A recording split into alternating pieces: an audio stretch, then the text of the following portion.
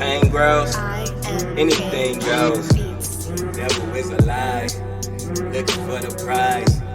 That's eternal life, and bringing the things in my mind. I'm talking real peace of mind. That's something money can't buy. What's up, YouTube fam? It's your boy KngMarcell, and I'm back with another video. We are about to do a deep dive into the company named BLACKROCK. I've been telling people for years about this company, and everybody been talking about, oh, you just a conspiracy theorist. No one can own that much and this and that. But this company BLACKROCK has a big part to play in what we call the Illuminati. Is trying to use as a tool to take over the world. A lot of people say that's a stretch, but we are about to see how this one company owns so much. Make sure you guys hit that like button, hit that subscribe button, hit that notification bell so that you're notified whenever I do drop a video here. We're on the road to 500 subscribers, so make sure you guys are hitting that subscribe button. But without further ado, standing in front of the headquarters of a company that manages $10.6 trillion. That's more than half the United States GDP. $10.6 trillion. Right off back, first 10 seconds. Of a company that manages $10.6 trillion. That's more than half the United States GDP. Last time I covered the shady consulting group McKinsey, and you guys asked for one thing. BLACKROCK. So here we are. BLACKROCK is the subject of a lot of speculation online. There is a robot that controls more wealth than any country on earth. The real commander-in-chief is Larry Fink. They have stock in 95% of Fortune 500 companies, and they've been hired by governments across the world to help manage financial crises and even just conduct normal operations. That means that pretty much any time you interact with the economy, working, buying stuff, driving a car, going to the bank, anything, you're interacting with BLACKROCK. But that $10.6 trillion isn't really their money. Don't worry, we'll come back to that. And they claim they're just passive investors, which seems harmless, right? While I love a good conspiracy, and I know there was a cornucopia on the Fruit of the Loom logo, how much of a conspiracy is this really? I wanted to get to the truth behind BLACKROCK and the other nearly identical asset managers, State Street and Vanguard, known as the Big Three. Are they actively controlling the world and shaping it in their favor? Or are they passive investors just riding the wave of American economic expansion?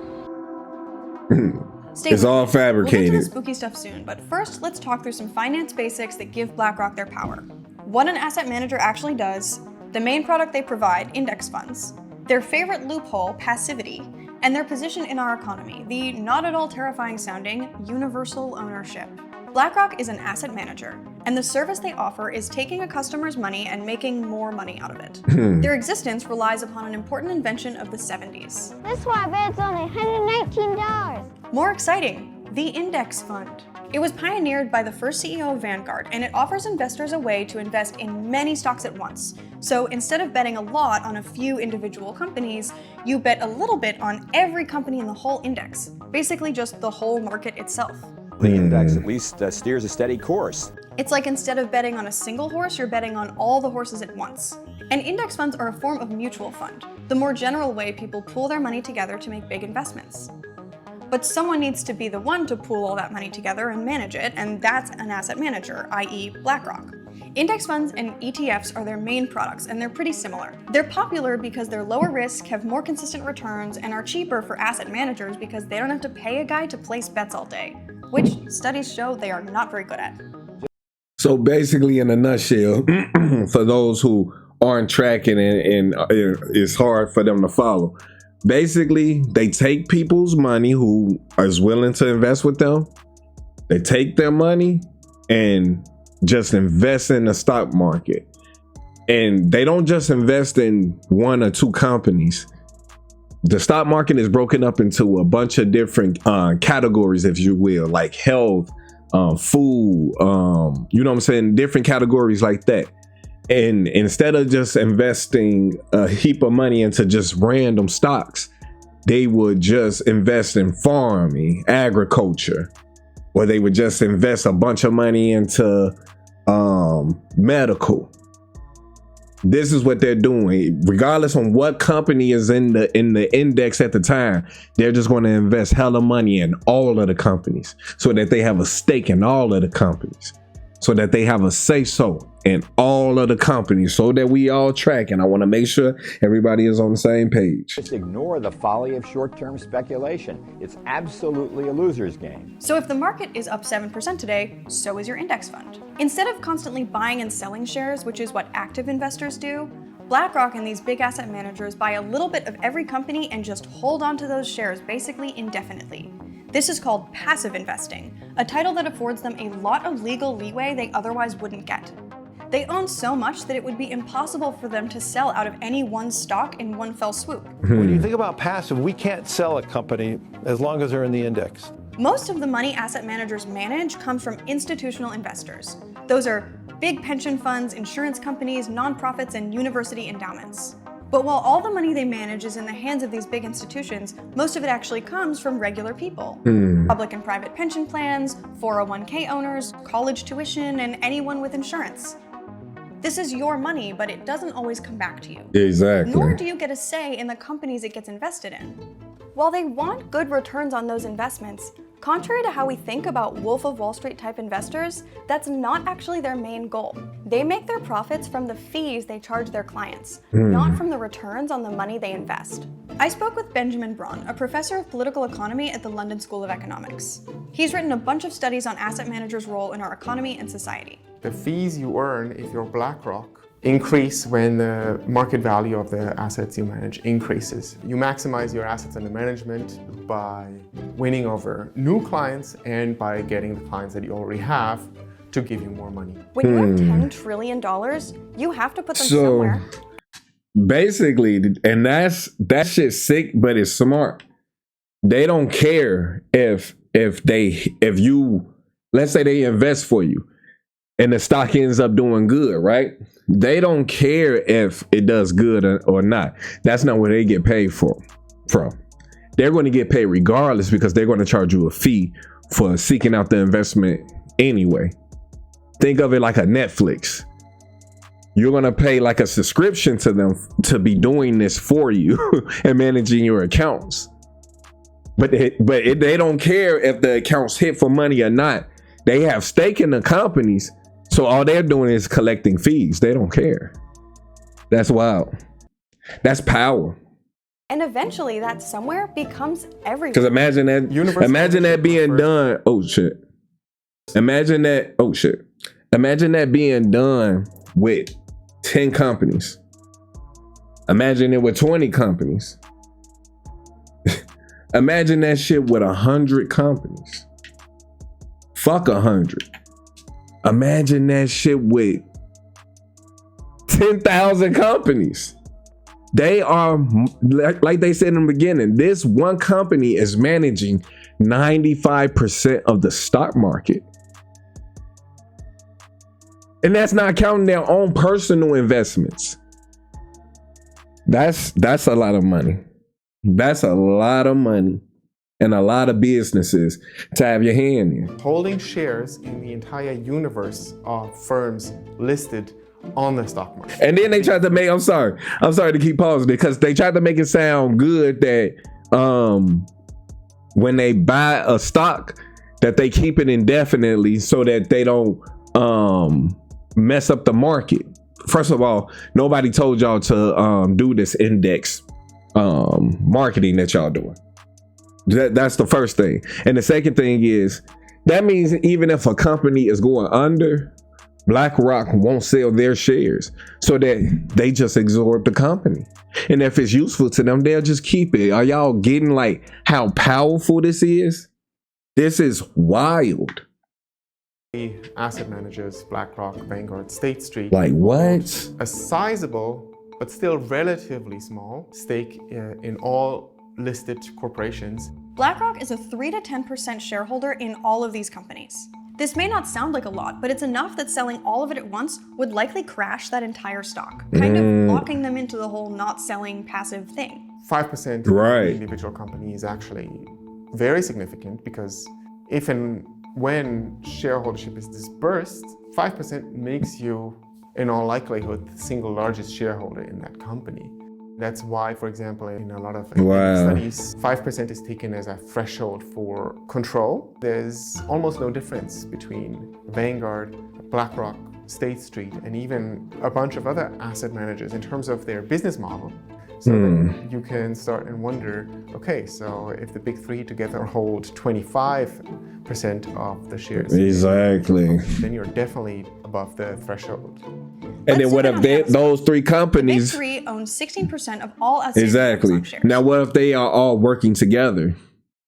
What if all the people on the board of directors for all three of these companies are all working together? Because I guarantee y'all that's the case. They ain't even got to tell me. I already know that's the Jeff Bezos case. only owns 9%. In theory, universal owners should have an interest in maximizing profits exactly in the long term across the entire economy. And that is not how they operate in practice. The amount of stock you have determines the number of votes you get. BlackRock is almost always in the top 3, maybe 5 if they're feeling broke. So that is a lot of votes. And let's not forget, it's not BlackRock's money that's invested. It's your dad's pension fund and your insurer's massive pile of savings. It sounds crazy, but when you put your money in a pension fund, you sign away your voting rights to the pension fund manager. And then when the pension fund manager puts all their pension funds under an asset manager's control, they sign away all those votes to the asset manager. Wow. Kind of pyramid scheme vibes. It is a pyramid scheme. And how do they actually use those votes? A 2017 study found that asset managers almost always voted with what the company executives recommended. And why are they always voting with company management? Back in the 80s, company managers used to spend to give the illusion that they're not in control. Jets, fancy offices, or occasionally paying their employees. And this made the investors sad because they wanted those profits. So they started offering company managers, in addition to bonuses and benefits, stock options. Executives' total pay was now forever tied to how much the company made. They can push managers, corporate managers, to act more in the interest of shareholders, meaning in the interest of corporate profits, and do more to maximize corporate profits. This funnels money back to investors who now include management and away from any hope of making companies work better or including employees in the profits that their labor created. Back in the day, like my grandparents' day, more regular people had stocks, and the idea was that every shareholder could vote on things like board elections, mergers and acquisitions, executive compensation, and once in a while, wages. Sort of like democracy for people with disposable income. Government is the people's business, and every man, woman, and child becomes a shareholder with the first penny of tax paid. In 1945, 94% of stocks were owned by households, but that's not really how it works anymore. Today, households have more like 40% of the stock market, and about half of that belongs to the top 10%. That's disgusting. Okay. Thank you all very much. Thank you. Today, the top 1% own 50% of corporate equity and mutual fund shares, while the top 10% own 86%. Did you think this yellow part was everyone else? Nope. The tiny green part on the bottom is the least wealthy half of Americans. You often hear this argument that what is good for shareholders is good for everyone because, especially in the US, where retirement assets are overwhelmingly invested in corporate equities, everyone is a shareholder. But that's simply not true. The bottom 50% virtually owns no shares at all. The vast majority of shares are held by the top 10%. And within that, even shareholdings are quite concentrated within the top 1%.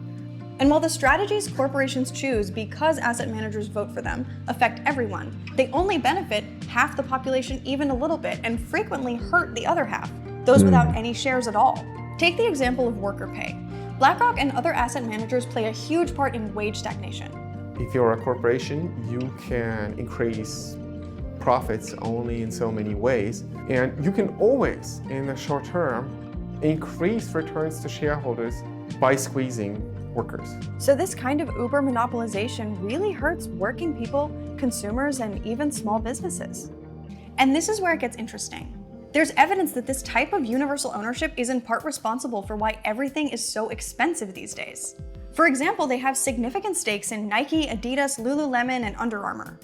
If one outperforms the other, it's the same from BlackRock's point of view. Right. And sometimes it can even lose investors' money altogether if companies were to start lowering prices to compete.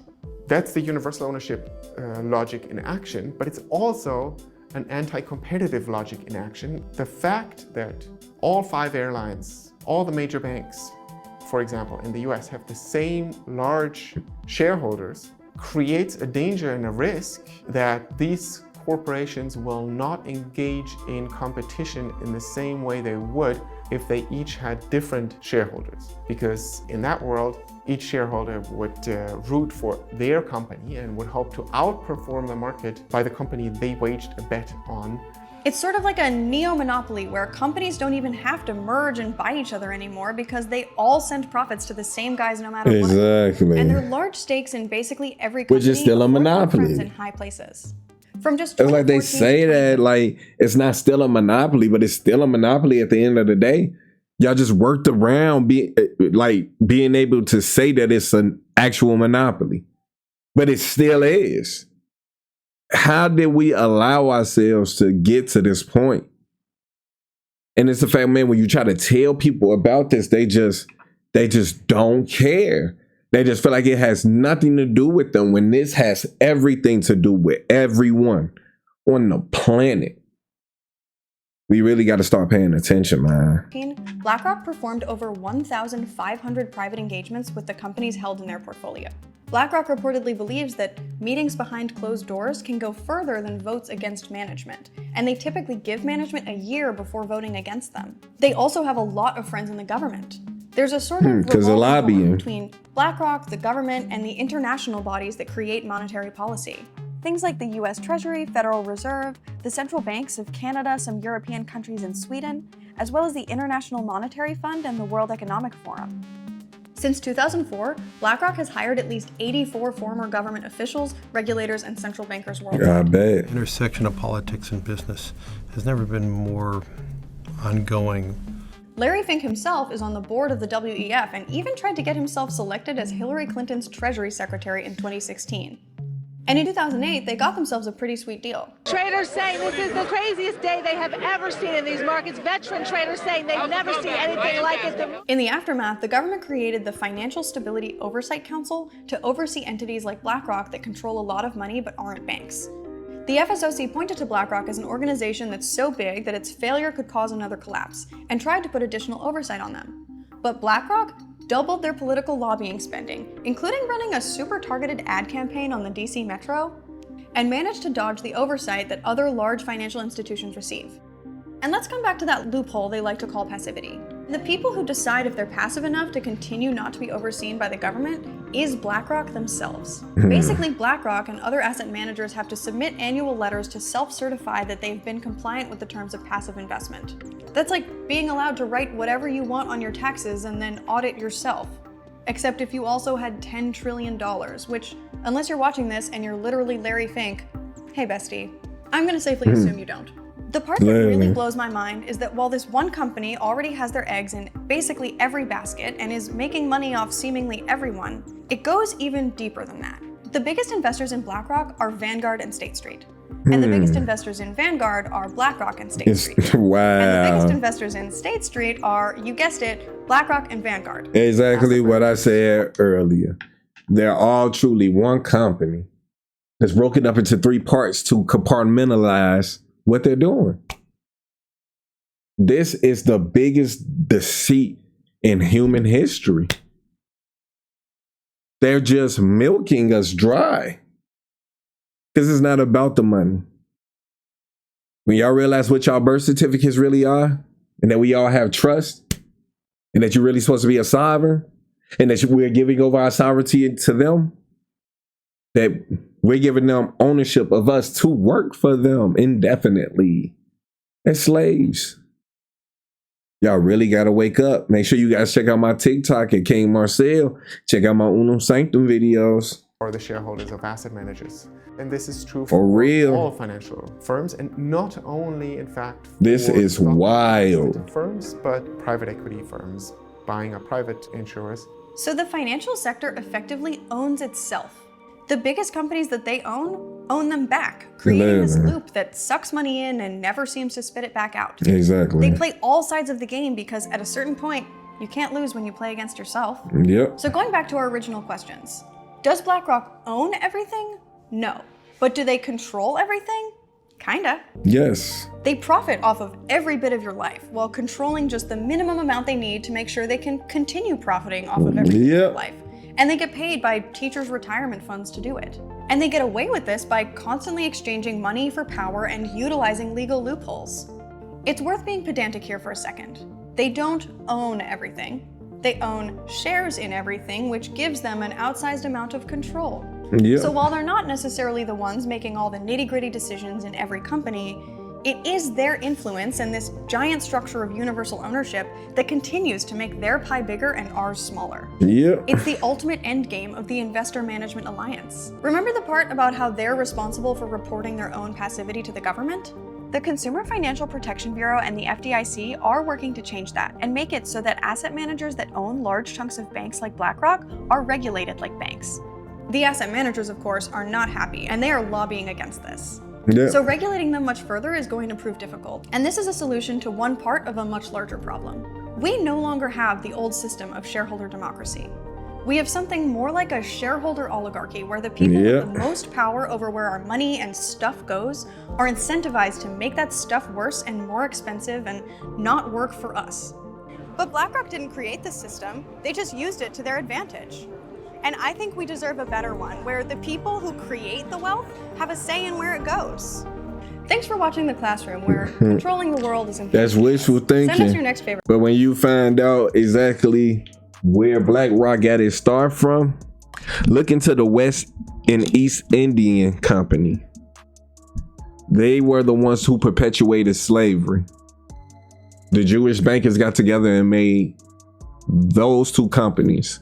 That was really one company. And when you search what they used to trade, they try to say, oh, it was spices and that it was tea and that it was all of these different things. But their main transport at the time that built their wealth to astronomical levels was slavery.